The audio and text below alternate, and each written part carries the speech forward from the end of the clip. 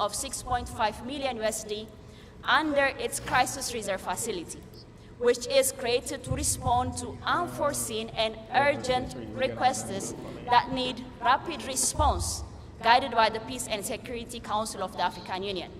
Furthermore, the policy organ of African Union have decided to implement pilot project and increased the availability of resources to the CRF in 2024, aimed at addressing the peace and security challenge of our continent, and allocated 15 million USD for this cause. This shows that our own peace fund is practically working.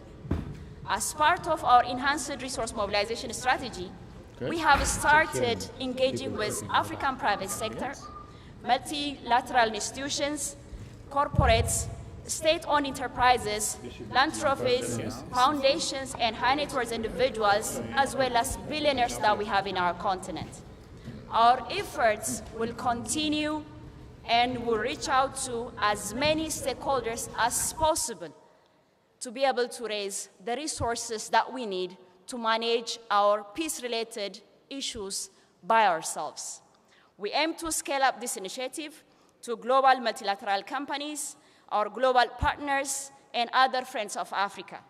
We believe that we are laying the foundation of the ownership of the Peace Fund and the security of our continents by ourselves. It's really time for Africans, the diaspora, and friends of Africa to show solidarity with the African Union Peace Fund by making their own practical contribution. Excellencies, distinguished guests, ladies and gentlemen, today I stand before you. Your Excellencies, today I stand before you to extend an invitation for partnership, and the African Union Peace Fund is committed to creating and sustaining peace. But we cannot do that alone. We need your expertise, we need your resources, and your unwavering commitment to the noble cause, peace. We need you to be our ambassadors. Together, we can create a continent where every individual has the opportunity to live in a safety and in dignity, free from conflict, with full of hope and aspiration, which help us to see the Africa that we all want to see. I cannot emphasize more on the necessity of peace to development to this esteemed audience. Peaceful environment provides stability which is conducive to economic growth that will enable business to operate without disruption from conflict or violence. This stability encourages the private sector's investment, job creation, and entrepreneurship. These are the cornerstones for the realization of our continental flagship institutions, including regional integration and the implementation of African Continental Free Trade Area, to mention some of them. Let us remember that peace is the foundation upon which we can build a brighter future for all Africans and beyond. I urge you to partner with the African Union Peace Fund to invest in peace and to own your own destiny by contributing to join us in our mission to ensure a sustainable and prosperous Africa for generations to come. I assure you that together we can make the Peace Fund an engine for the peace and stability of our great continent, Africa. Before I conclude, I would like to quote what His Excellency Professor Orama shared with us 2 months before in Washington. He stated that without peace, there cannot be business, and we cannot do business. We have to finance peace, and let us all finance peace. I thank you all.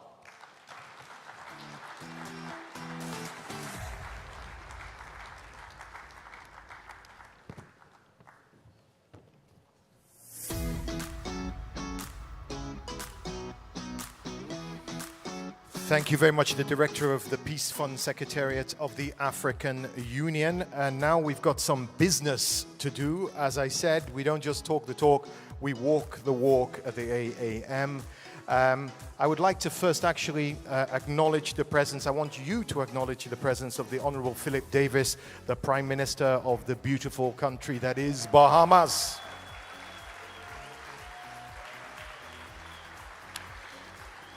Okay, I'm going to run through this because there's a lot of interesting deals and launches. The first, we're going to witness the launch of the Africa Trade Distribution Company, the ATDC.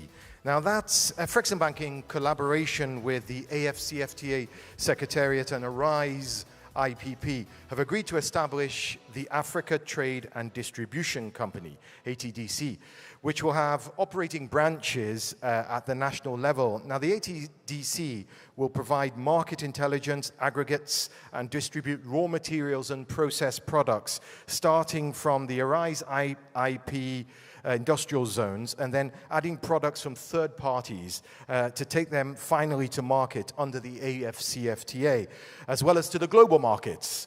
It will assist smallholder farmers, small and medium enterprises, and even large entities to participate in regional and global trade. The ATDC also addresses transport and logistics challenges through dedicated storage capacities within Arise IIP zones and intra-African trade maritime shipping routes. Afreximbank has committed to provide about $1 billion to facilitate the establishment of the ATDC. Come on, that deserves a round of applause. The AFCFTA Secretariat will work with the AFCFTA state parties to ensure that there is a conducive environment for the establishment of a continental trading company. And I think I have a video for you. Roll that video. In spite of abundance of raw materials, intra-African trade in Africa is less than 15%. Limited local transformation has hindered progress, and Africa has lagged behind other continents.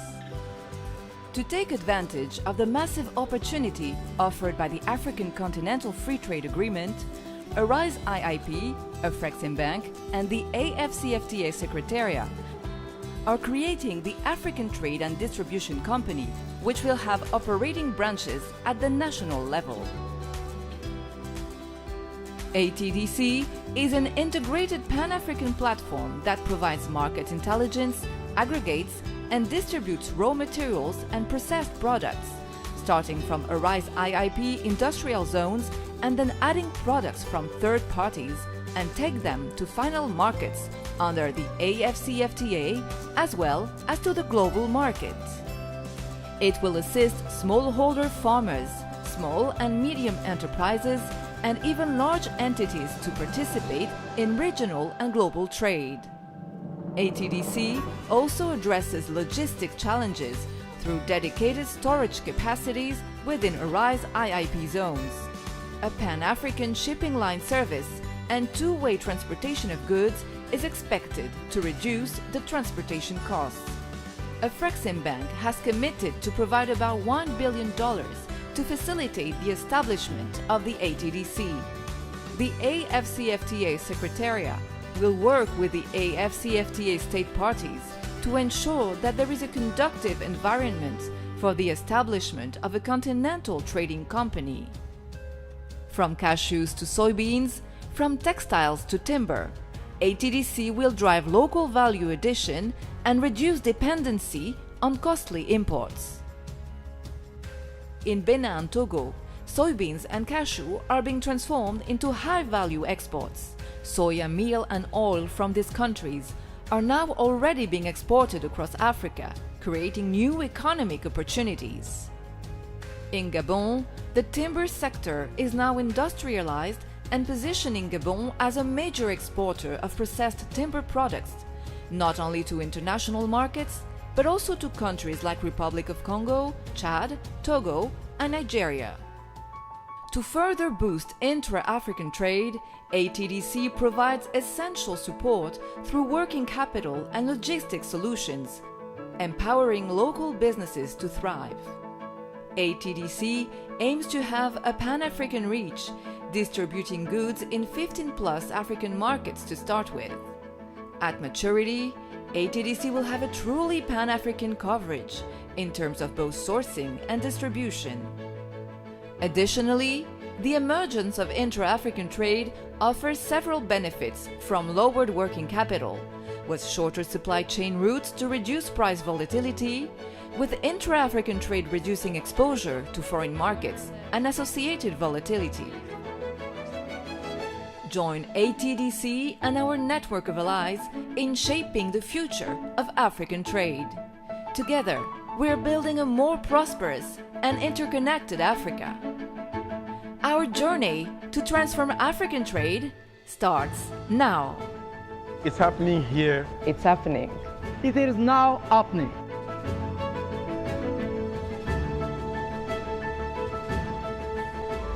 Absolutely wonderful. Value addition, that's what it's all about. Let's make this launch official. I'd like to invite Professor Orama, President and Chairman of the Board of Directors, to the stage. I believe His Excellency Wamkele Mene, the Secretary General of the AfCFTA. I don't know if he's here with us. They haven't told me. If he is, could he join us, please? And the CEO of Arise, IIP, Gagan Gupta. Gagan, please join me on the stage as well. And last but not least, my brother Samaila Zubairo, President and CEO of the Africa Finance Corporation. Samaila, where are you? Come and join us, please, on stage for this. Now, this is just a launch. There's no signing for this. What I'm going to do instead, here they come, is I'm going to ask all you gentlemen first just to stand over here, because we're not signing anything. This is a launch of the ATDC, but it is very, very significant. We saw very significant, yes. This is what it's all about, building the platforms that make transformational change. So what we're going to do to launch this is you are going to tell us why this is so important, and I'm going to go down the line. Well, thank you very much. We are a trade finance bank. So as a trade finance bank, we know that finance follows trade. So if we have intra-African trade at 15% of total trade of Africa, it means that immediately is the limit to what you can finance from a trade point of view, intra-Africa trade-wise. So if you want to do more, you have to make sure you expand that trade. But the AfCFTA is a new agreement. Many countries are still adopting the protocols. So it was good that the Council of Ministers of Trade of the AfCFTA thought it wise that an entity be created, a trading company be created to spearhead the intra-regional trade. And what better partner than Arise, with whom we already partners in creating value-added goods that are already being traded. These are the kind of goods we want to see in intra-African trade. These are the kinds of goods we want to see in AfriCaribbean trade. So it was easy for us to agree to work with the AfCFTA Secretariat and Arise to set up that company and back it initially with $1 billion in trade finance to make sure that trade begins to happen. And we thank AFC, who is a partner in Arise venture, for the support in making sure that this happens. Thank you. Thank you very much. And we saw some of those pictures you saw there were amazing. You saw T-shirts. I think you saw the T-shirts there. Those T-shirts are being manufactured in the Special Economic Zone in Benin Republic, which used to export for decades its cotton and get very little value. We talked about Gabon, the wood in Gabon. Special Economic Zones are so important. What of a difference would the ATDC make to all this? So I think I'll first start by thanking Afreximbank President Orama to conceptualize ATDC. I think it's not a launch, but it's actually happening, as you rightly said. So currently, we're actually exporting meat out of Chad, which used to export animals on foot for about $1 million. We're already exporting now processed meat into Angola, into DRC, into ROC. And earlier, the meat used to come from Argentina, but now it's coming from within Africa. And starting August, there'll be 4 planes that we are leasing out to do deliveries on a regular basis, on a daily basis. As you pointed out from Benin, we are now actually exporting, Benin used to export raw cotton, but now we're exporting 125 million pieces of garments, fully manufactured, towels, t-shirts, into Africa. For example, the yarn is now getting into Ivory Coast, so that's actually again happening. If you look next door, Togo, Ghana used to import soya meal from Argentina, now, and same Senegal, now the soya meal is actually getting exported from Togo into Ghana into Senegal. So again, this is something that is happening, same on timber, and we are multiplying this as we go forward. And as we are multiplying it, we really needed a solid trade finance entity that allows it to make it happen. So I think with creation of ATDC, we'll be actually able to see that this whole trade multiplies significantly. We expect in first year that we should be able to do close to $1 billion of turnover within Africa. So once again, a big thank you to President Oram and AfriExim for making this happen. And last but not least, when I think of value addition, I always think of you, actually, because I know that you are so passionate about this, but not just the talking, actually creating the platforms, the products, the partnerships to make it happen. What does ATDC mean for you? Thank you very much. ATDC for us is an extension of Arise IIP, which is the platform that we set up to aid structural transformation on the continent. We've always said that we would always remain poor if we export raw materials and import finished goods. And that African countries will never change, our directive will never change. The devaluation that we encounter will never change if we don't produce high-value goods on the continent. So for us, this is an expression of what Africans must do. We must capture and retain value on the continent. And we do that by building the infrastructure that enables industrialization to take place. So this for us is proof of concept. And we're going to extend this to the battery minerals value chain, where we believe that this is the moment that Africa must seize. We must stop exporting raw copper, raw bauxite, raw iron ore. We have to do value addition for that to happen. So again, I want to thank our partners. First started with Olam, then now with Atif. President Orama for his unwavering support to almost all the things that we do together. Because, in Africa, partnerships are important. And we're found in Professor Orama and Afrexim a partner that we can rely on. We're working not just in Arise, but on several other things that we're doing together. So we want to thank him and thank his vision for bringing us to the Caribbean and for introducing us to new partners in the Caribbean. We'll find ways to work together. Thank you very much. Yes, I always marvel at your partnership and how fast you change things through that. Last quick word, we of course have the Secretary General of the AfCFTA, Wamkele Mene, His Excellency. We're talking about the launch of the Africa Trade and Distribution Company. Must be music to your ears. Well, thank you very much. Let me agree with everything that was said, even though I was not here.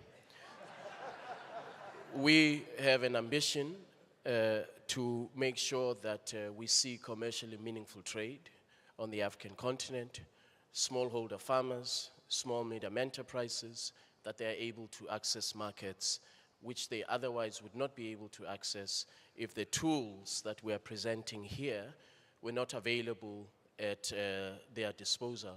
So we're leveraging on Africa Finance Corporation, on Arise, on Afreximbank, and we bring the rules that enable our smallholder farmers, SMEs, our corporations to reach this market of 1.4 billion people. Commercially meaningful trade, that's what we are aiming for. Thank you. Thank you very much. Together we are unstoppable. That officially launches the ATDC. Congratulations, gentlemen. Now I'm going to ask all but Professor Orama to stay with me as I ask my brothers here to exit the stage. Professor Orama, you have to stay with us because we have 3 very quick signings. The first deal, Professor Orama, I'm going to call upon the signatories for this deal. Mr. Reginald Saunders, Acting Permanent Secretary, Minister of the Grand Bahamas, and our very own Mrs. Kanayo Awani, Executive Vice President, Intra-African Trade and Export Development Bank for Afreximbank. So Mr. Saunders and Mrs. Awani, please join us. Now, the signing ceremony, you always need a witness for a signing ceremony. The first witness is none other, and please give him a round of applause, the Honorable Philip Davis, Prime Minister of the Commonwealth of the Bahamas.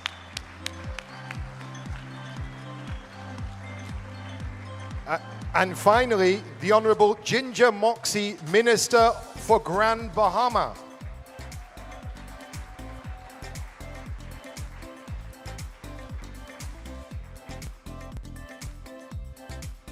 So as the lawyers do their lawyering, let me tell you what they're signing. This is a project preparation facility with Grand Bahama Afro-Caribbean Marketplace between Afreximbank and Carib.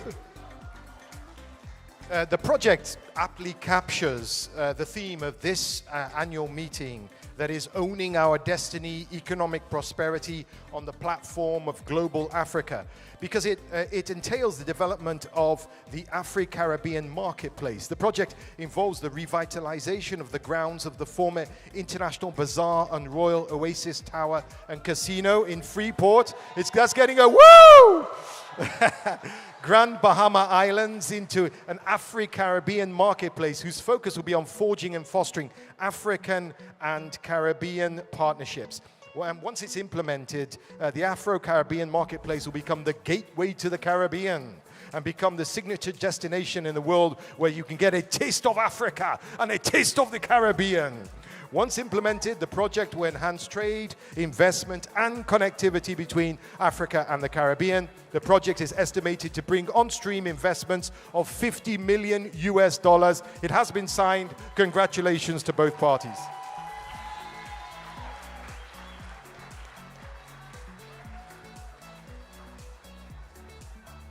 Thank you very much. The photographers have taken their snaps.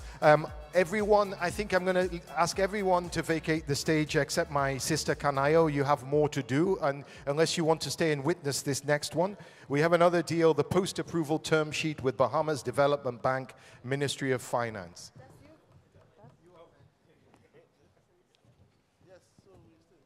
Yes, you're going to stay. I love it when you stay. Okay, so the parties for this are Kanayo Awani and the Honourable Minister Hal Kittis, Minister of Economic Affairs, Government of the Bahamas. Give him a round of applause. This is the post-approval term sheet with Bahamas Development Bank, Ministry of Finance. It's a term loan facility to support BDB expansion, to expand its trade finance capacity and offerings to its local clients, as well as support its general corporate purposes. The deal size, $30 million. $30 million.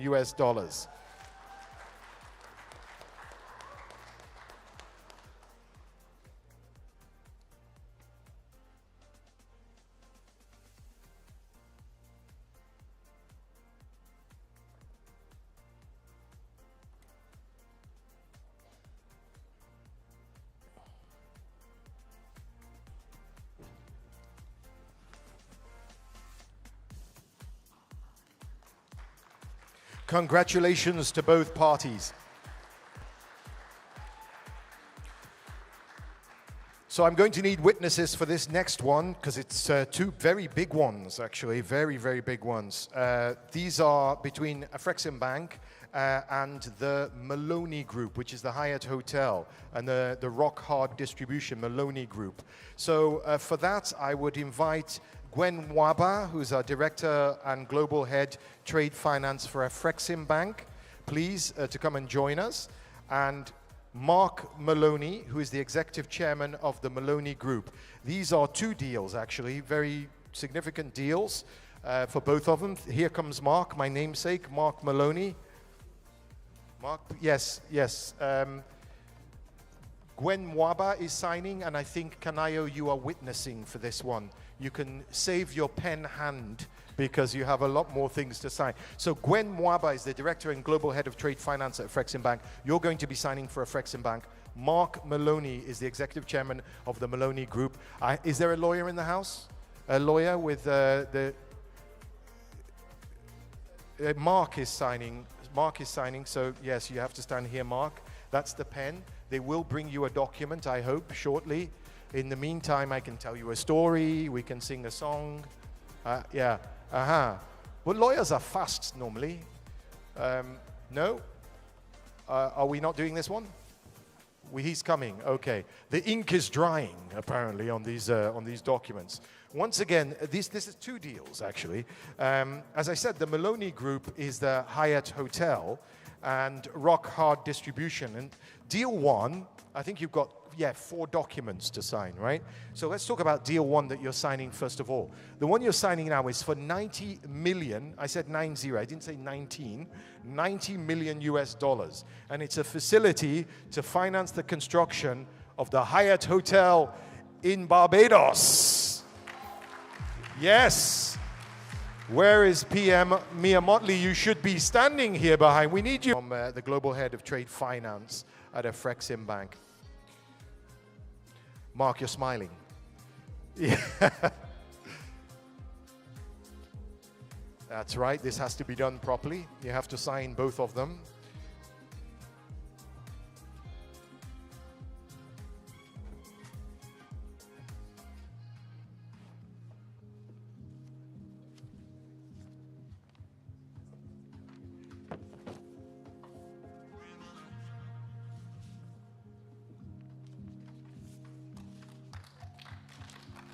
Okay, very good. You've got one more to sign. Congratulations. So let's be quick with this and let the lawyers bring the next one. This one's for 10 million US dollars, and this is a trade finance facility to support the importation of cement. Trade finance facility of $10 million for cement.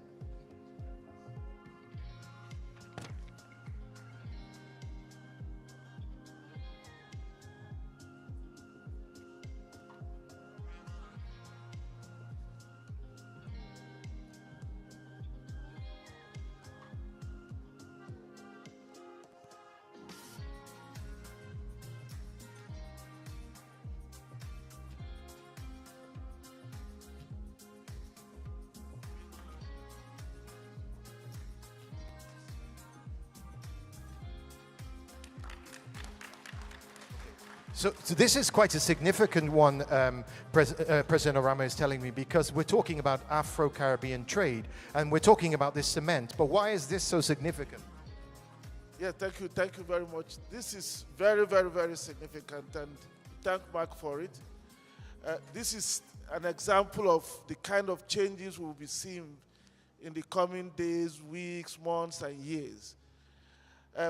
Maloney Group is a major cement manufacturer, processes clinker into cement and supplies many of the islands. And they used to import this clinker from somewhere in Europe. But now, with this facility, with the openings, the clinkers are likely now to be coming from Dangote Cement. So thank you very much. That's amazing. That is Global Africa in action. Congratulations for that. We have one last deal, I think. Maybe we've got 2 more left. But moving on, Kanayo, please, you still are not free. Stanley Ahulu is the CEO of Prime Meridian Dock. He's the next signatory together with Kanayo. Give him a round of applause. Stanley, where are you? Where are you coming from? Is Stanley here? There he is, Stanley, CEO of Prime Meridian Dock. This deal size is $50 million US. $50 million US. It's a facility agreement between Afreximbank and Prime Meridian Dock. This is a project finance facility for the development of a vessel dry dock repair in Ghana. Okay, go ahead, you can sign.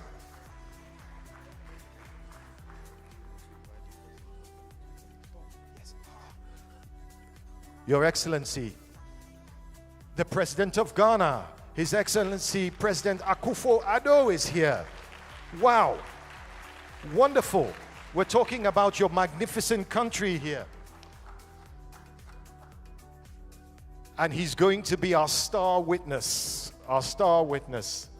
So, President, if you could just stand behind and witness this deal that is happening in your country.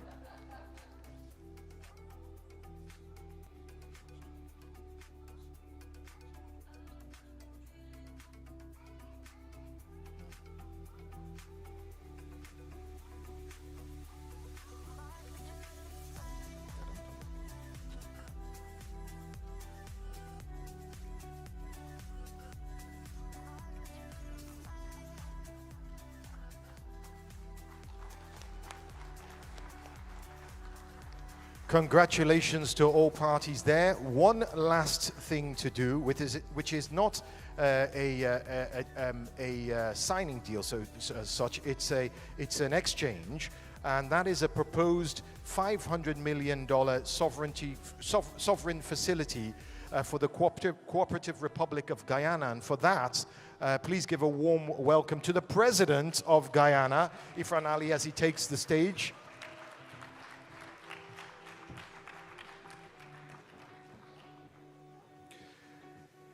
African Export-Import Bank, they're pleased to provide a proposal of an indicative term in respect to this facility as the basis of discussions.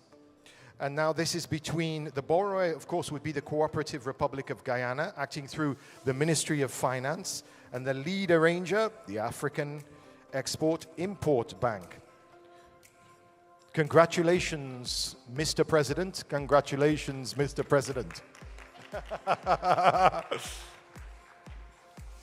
Wonderful. I said I would get through them very quickly, didn't I? And I did. So congratulations to all parties that signed.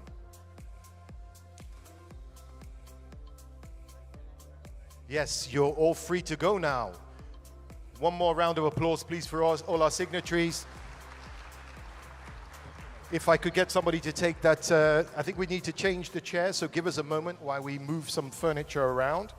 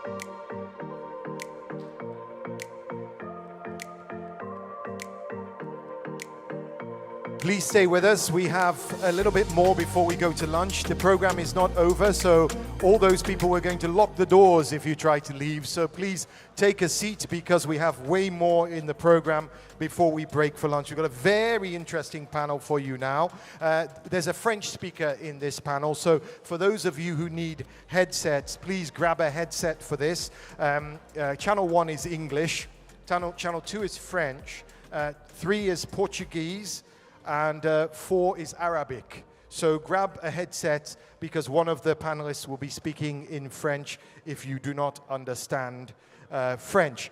Now, the question I have to ask you is, we've been talking about global Africa, right? Global Africa. But what really does global Africa look like? What does it look like? And how will it serve as a powerful platform for economic transformation? Now, to demystify that, we go into our third plenary session of the day in the capable hands of CNBC Africa's senior anchor. Please give a warm welcome to Fifi Peters, ladies and gentlemen. Fifi Peters.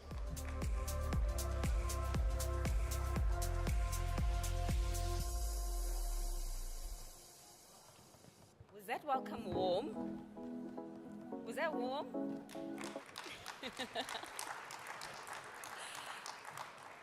No, it's okay. It's absolutely understandable. I do know that I've got the unenviable job of being the moderator that is standing between you and lunch right now. I don't know who I upset in my past life to have been given the slot, but nonetheless, I want to say that I do apologize in advance. I also want to say that the conversation that we're about to have right now is a conversation that we must have. It's important. As we do talk about the emergence of global Africa, as Mark did say, what it looks like, essentially. And of course, when we're talking about emergence, what does come to mind, top of mind, is the youth who is at the doorstep of that emergence, the youth that you know is one of the priciest and most valuable assets on the African continent. What also comes to mind when we do talk about emergence, ladies and gentlemen, is this call that we have heard right now for the past 2 days for a greater unification, of course, of the African continent from all over the world. Everywhere that they are calling home right now, the unification to leverage our resources a lot better to finance our sustainable economic transformation. So allow me to introduce to the panel who will be having this conversation with me, and I am hoping that you still have energy to give them as warm of an applause, even better than you did give me. Jokes aside, ladies and gentlemen, beginning with the Honorable Ludovic Ngatse. He is the Minister of Budget, Public Account and Portfolio for the Congo Republic.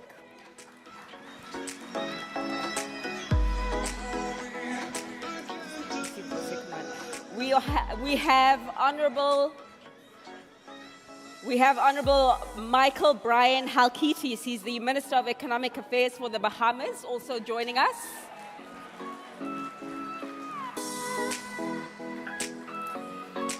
Honorable Abena Osei Asare, the Minister of State for the Ministry of Finance in Ghana.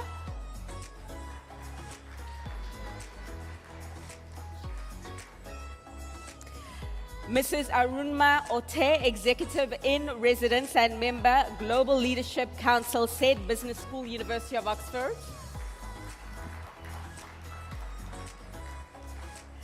And last but not least, Ms. Florizal Lizer, President and CEO of the Corporate Council on Africa.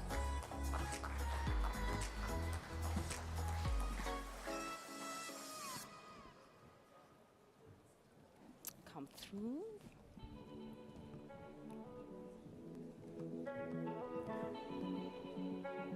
Fantastic. I'd like to take a seat there.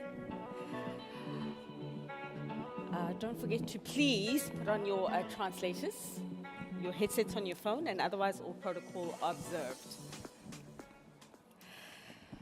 It's quite a lot to say, and the energy in the room is quite electric, which is a fantastic thing.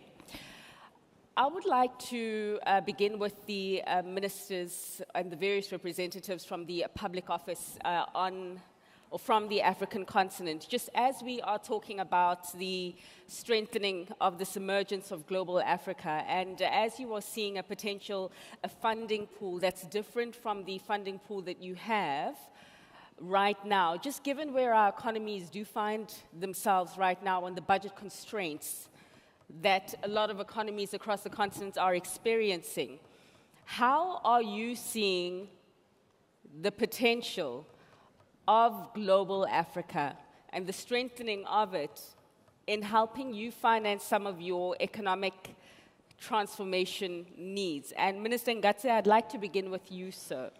Just your assessment of global Africa and the impact potentially it can play and have on transforming the continent. So what do you see?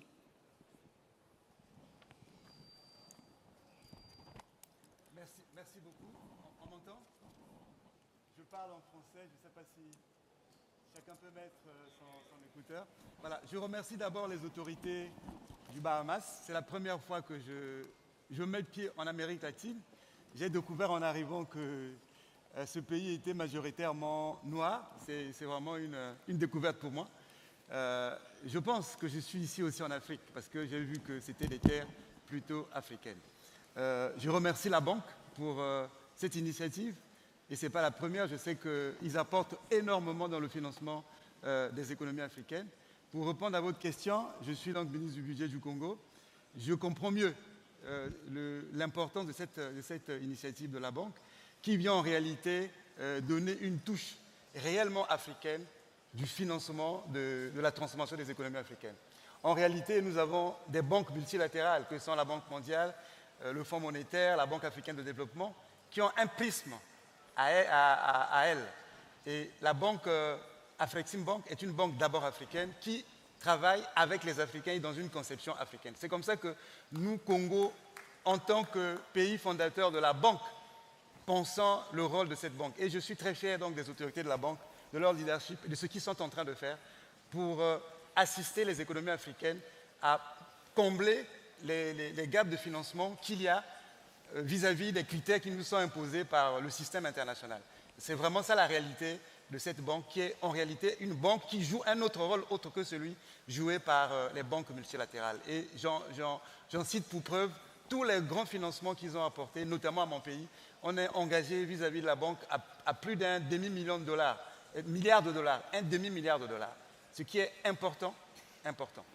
Et donc, je ne peux qu'apprécier cette initiative et donc est disponible pour qu'on en parle et qu'on fasse des propositions afin qu'on en tire plus d'avantages et d'économies pour la transformation de nos pays. Merci. Thank you, Minister.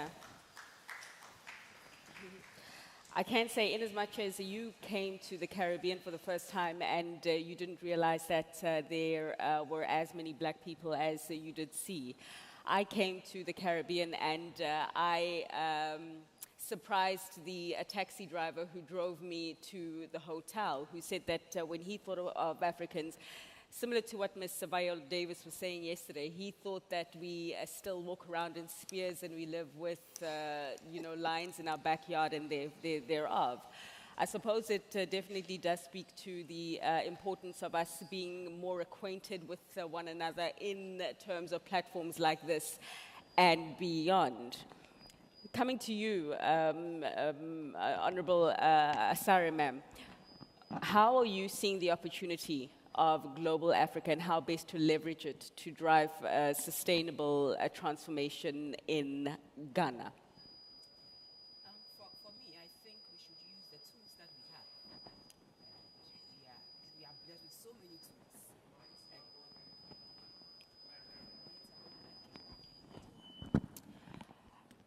All right.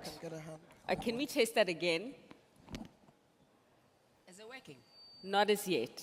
Not as yet. No, that's fine. So the minister was obviously talking about the tools that we have. Maybe should I go up there? No, you know what? We'll just wait for a mic to come to you. In the meantime, if we can just push on with the conversation, and then I'll come back to you if that's fine, ma'am. Okay? Oh, okay. There's a mic there right now. Fortunately, it didn't take too long. Thank you.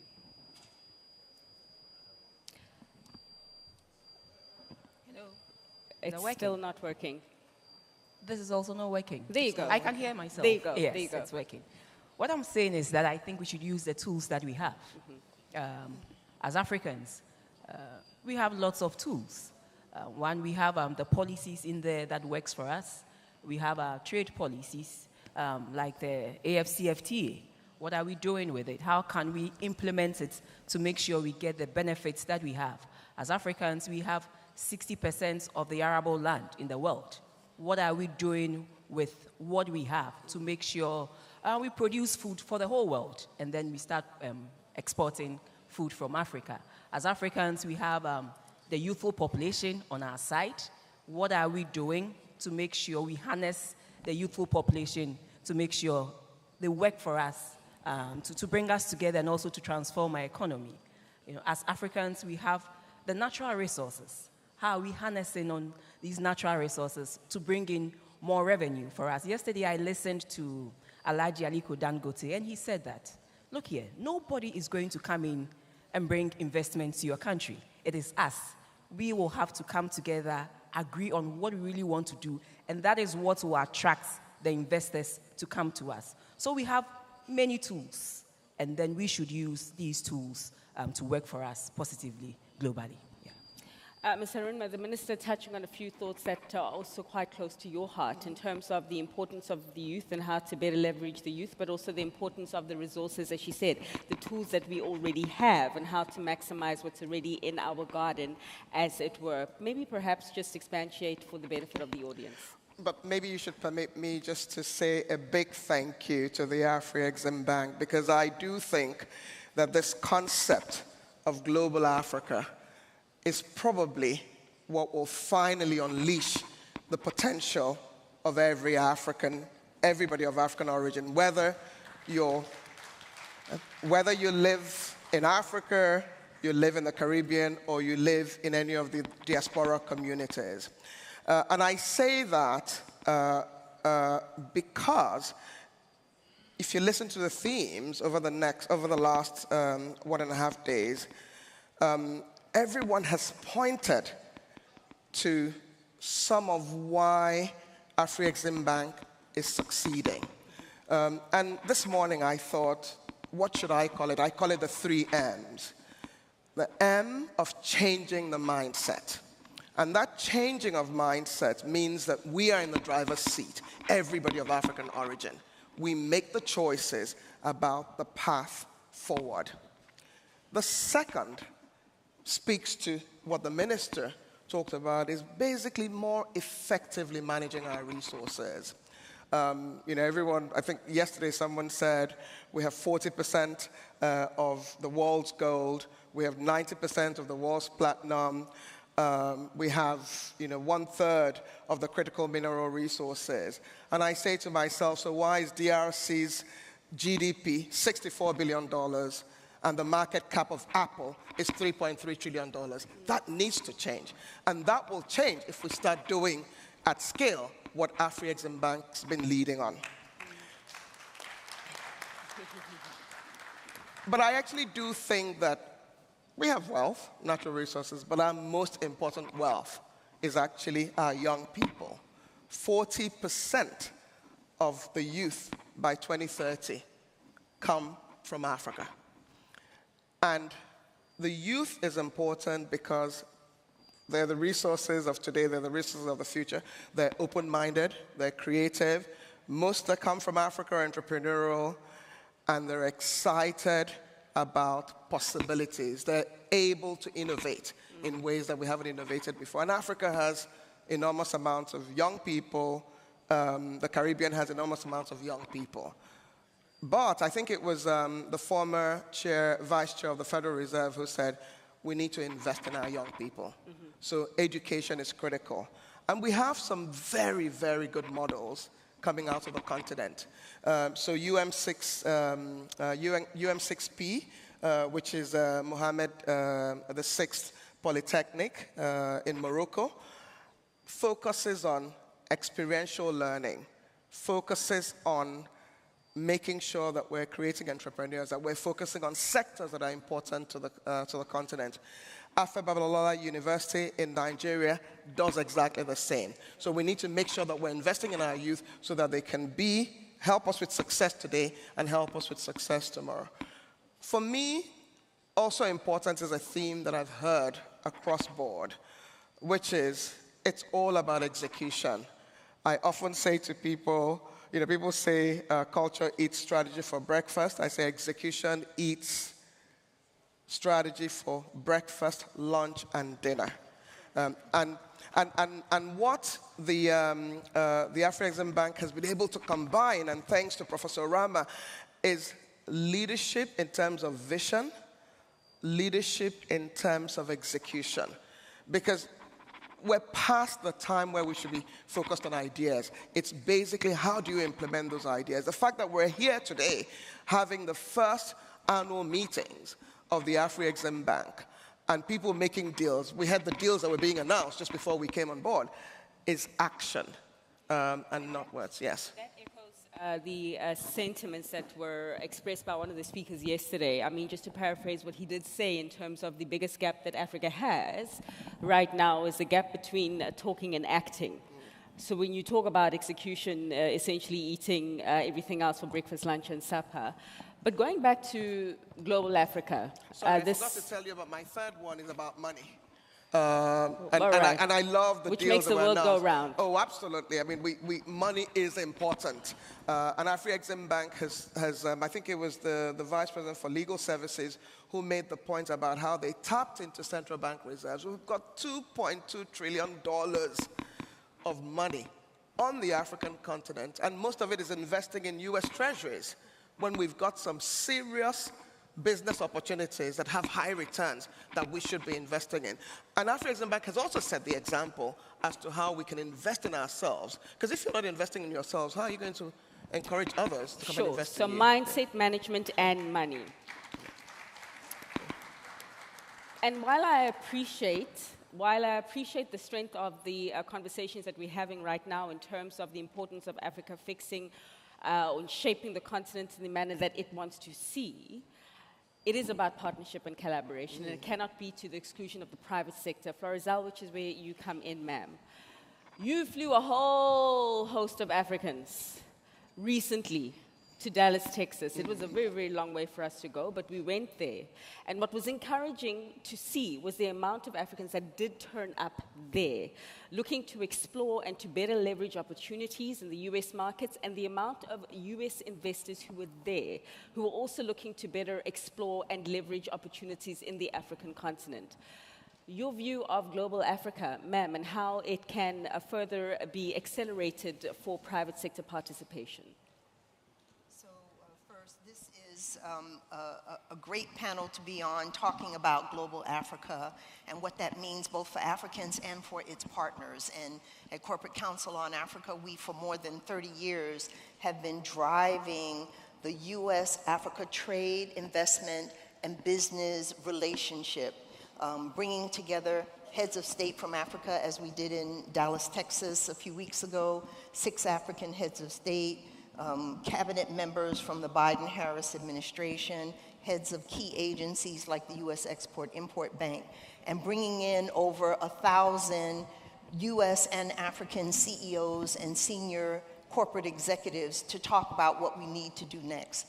And I think for global Africa, what's going to be most important is the commitment as well as the implementation by African leaders of business-friendly, investment-friendly reforms that will give confidence to investors, not just from outside of Africa, but even African investors, so that the capital that is needed, the money that is needed for all of these projects, the infrastructure projects in particular, I think will be very critical. So those business-friendly and investment-friendly reforms are very important.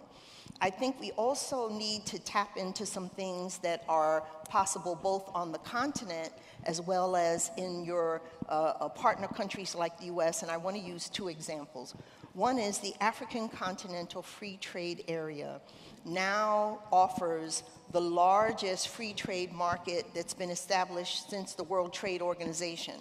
And you have 55 countries, 1.3 billion people, $3.4 trillion economy. We must use that, and American companies, I can tell you, our member companies are looking at it to say, how can we take advantage of this continental market? We can't invest country by country by country. We can't put manufacturing facilities of US products in every country. So we don't want to have to choose one here or one there. The opportunity of the AfCFTA is really critical, and we commend and support its implementation. The AU and the AfCFTA and all of its members are doing a great job there.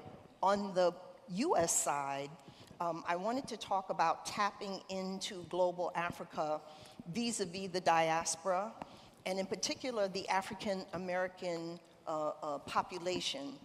And the Association of African American Financial Advisors notes that African American wealth will be the equivalent of $103.5 trillion. Again, $103.5 trillion with a T. by 2050, just African Americans.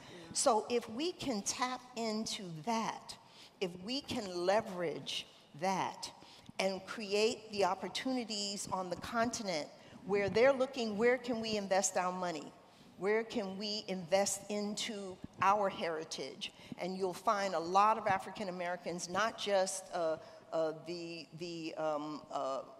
high net worth individuals and people in sports and so forth, they have been looking for that avenue. But we're talking about average Americans who are saving and who are looking for places that they can invest into.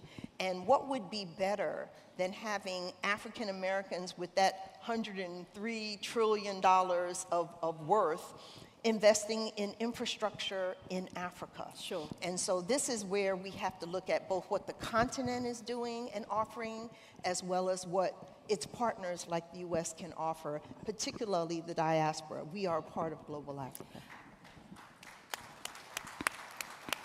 Minister Ngatse, when you, as a man who handles the budgets, right, and the budget is tight right now. It's not unique to the Congo. It's happening in most parts of the continent, most parts of the world, in fact.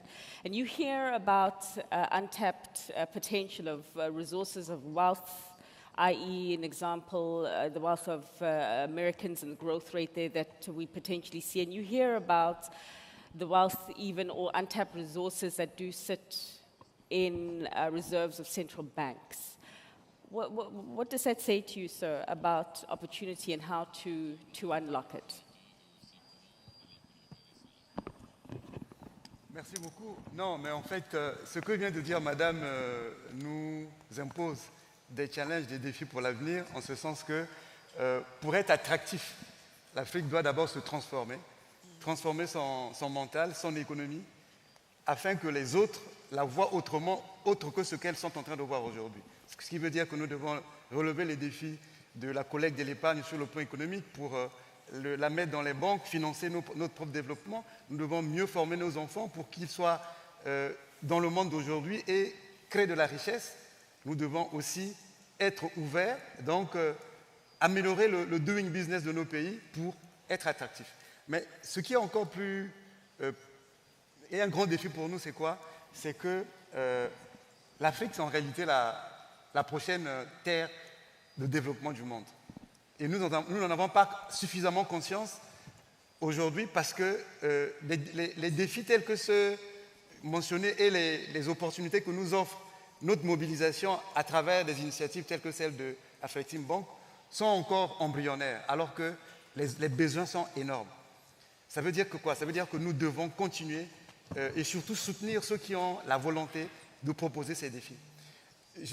Quand je vois l'Afrique à travers sa diaspora dans le monde, je dis l'Afrique a beaucoup de défis.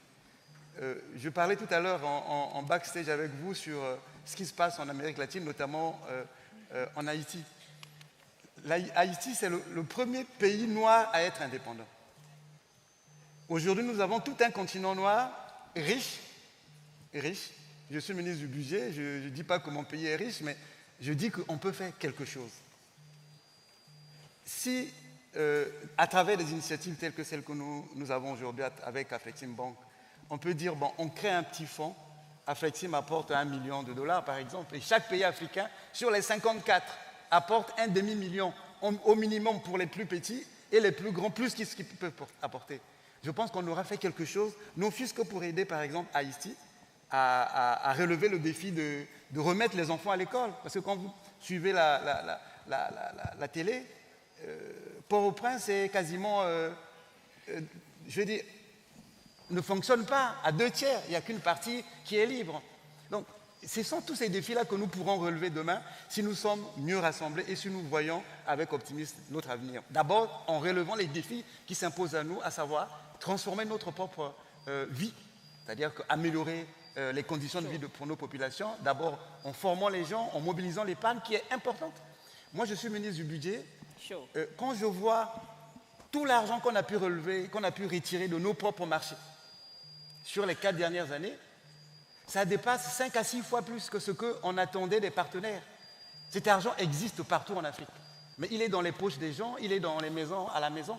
dans les coffres forts à la maison. Il faut le ramener en banque. Il faut que les États travaillent pour utiliser cet argent pour financer leur développement. Ce que apporteront les autres sera un complément. Vous avez posé la question sur la diaspora. Cette diaspora, nous pourrions l'avoir beaucoup plus facilement si elles sont en nous la volonté de travailler dans la transparence et de créer de la richesse chez nous. Elle viendra toute d'elle-même. Aujourd'hui, c'est une grande opportunité pour l'Afrique que d'avoir tous ces pays partout où vivent des Africains. Certains où ils sont majoritaires, comme ici dans les Caraïbes. Aux États-Unis, nous avons une communauté noire qui est très importante. Des dizaines de millions de gens. Nous devons créer ce genre de connexion pour que les gens soient attirés vers l'Afrique. Mais aussi, surtout, faciliter l'échange de personnes, c'est-à-dire que la mobilité des gens. C'est pour ça que la ZLECAf est une très grande idée. Quand il y aura liberté de commerce, liberté de mouvement en Afrique, surtout avec sa diaspora, je suis pour toute la diaspora africaine de partout dans le monde, qu'il n'y ait pas besoin de visa pour rentrer en Afrique, dans n'importe quel pays que ce soit.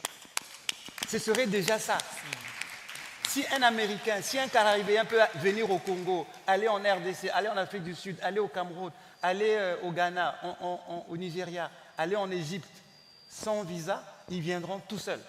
Et si les Africains peuvent faire des efforts pour venir ici sans visa, je pense que tous ces hôtels seront remplis d'Africains. Les Africains aujourd'hui ne sont pas ce que nous voyons à la télé. Ils sont aussi riches que vous ne pouvez pas l'imaginer. Mais ce qui manque, c'est l'information, c'est la connectivité, c'est travailler ensemble pour bâtir des territoires nouveaux pour notre développement. C'est vraiment ça qu'il faut faire. Et notre génération d'aujourd'hui, avec tous les moyens de communication que nous avons, nous sommes capables de le faire. Il faut juste que nous ayons la volonté. Les moyens, nous les avons. Je vous le dis très bien, les moyens, nous les avons. Le pays le plus riche d'Afrique, c'est le Nigeria. Le deuxième pays le plus riche d'Afrique, c'est l'Afrique du Sud. Le troisième pays, c'est l'Égypte. Vous voyez que c'est des pays qui ont des PIB en centaines de milliards. C'est beaucoup d'argent. Et si c'était bien géré et drivé dans les projets qui permettent le développement de nos pays, on irait 10 fois plus vite. Les taux de croissance seraient meilleurs. Et voilà, on l'a fait par le passé. Nous avons aidé les Sud-Africains à se libérer de l'apartheid. OK. Et donc, on peut le faire. Minister, thank you so much. Yeah. And thank you so much for mentioning the importance of management of resources, sir. It's greatly appreciated. And I like the words that the President of the African Development Bank often says in terms of measuring wealth of countries in just GDP form. Yes, GDP looks fantastic, and so does growth rates. But of course, people don't eat percentages. And when you look at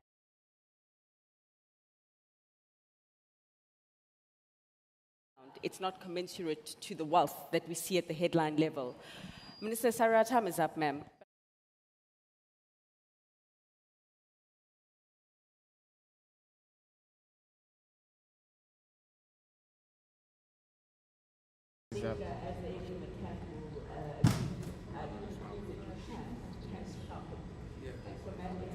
Around sharpening what we do have in creating the enabling environment or better environment to attract capital from Florizel, to attract a better or favorable review from Ms. Arunma and the like. How are you thinking of sharpening that tool, ma'am, to better sharpen the efficacy of global Africa and its ability to transform economic development? Thank you very much. You're right that we have the tools. How do we utilize the tools? We need to sharpen the tools. When you look at the whole of Africa, you realize that there's a lot we have to do in terms of governance restructuring. That's one of the most important things that we need to look at. Our governance reforms, we need to look at them both politically and economically. Politically, I heard my colleague on the other side mention the issue with integration visas.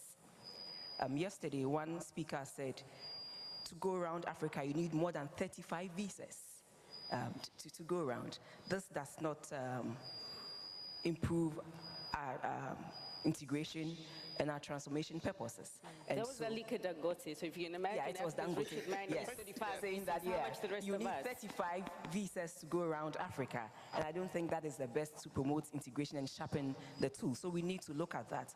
We also need to look at economic reforms. My colleague on the other side mentioned that we have about 103.5 trillion of investment coming from the diaspora. By 2015, how are we going to tap into this? Nobody will want to come and invest in places where there are no structures, one that improves on accessibility, structures that improves on transparency, structures that improves on accountability. So these are the tools that we also need to sharpen, and so that when they are confident that there's transparency, there's accountability and accessibility, straight away, I think that will also open more doors for investment and the transformation that we need. Okay. We also know the issue with infrastructure and technology development in Africa. We have a gap of about 130 to 170 million in investment in infrastructure, our ports, our roads, energy sector. But I'm happy that with this, Afreximbank is doing a lot, and they are helping fund industrial parks where companies can just plug in and pay, especially with energy and certain types of infrastructure. And this is very, very important. We need to sharpen that to make sure we attract global Africa, attract funding into to Africa. And then another thing that I think we should look at, when you look at our budgets, we are not able to accommodate the huge expenditures. So definitely we need to bring in the private sector. And in bringing in the private sector, there are certain incentives that we should give to the private sector to sharpen them, to enable them also support governments and support our economies to transform. In Ghana, an example is where we have one district, one factory. What the government is doing is that it's incentivizing businesses that want to set up in districts that have no factories, using the raw materials.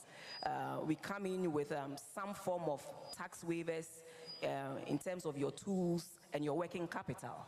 And so these are what we are doing to sharpen that space, because for us, 92% of the businesses in Ghana are in the SME space.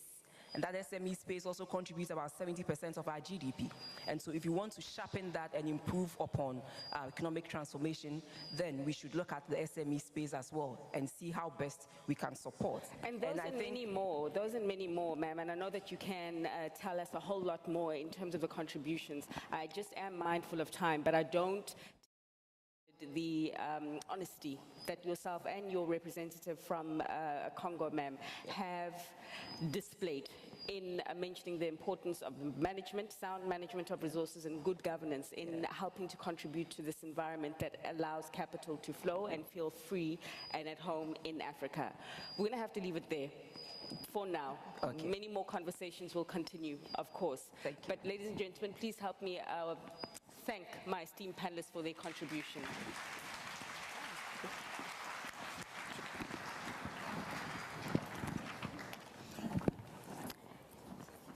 Thank you. Yeah. All right, and I believe that we will be going to manger right now. Bon appetit, ladies and gentlemen. The presidential session, of course, is going to be happening this afternoon. Kindly do make sure that you are seated by 2:15. 2:15, as I don't need to mention, protocol does become a little bit elevated when you do have heads of state, 48, as Mark did say, in town. So please go and bon appetit, and we'll see you again by 2:15 seated. Thank you.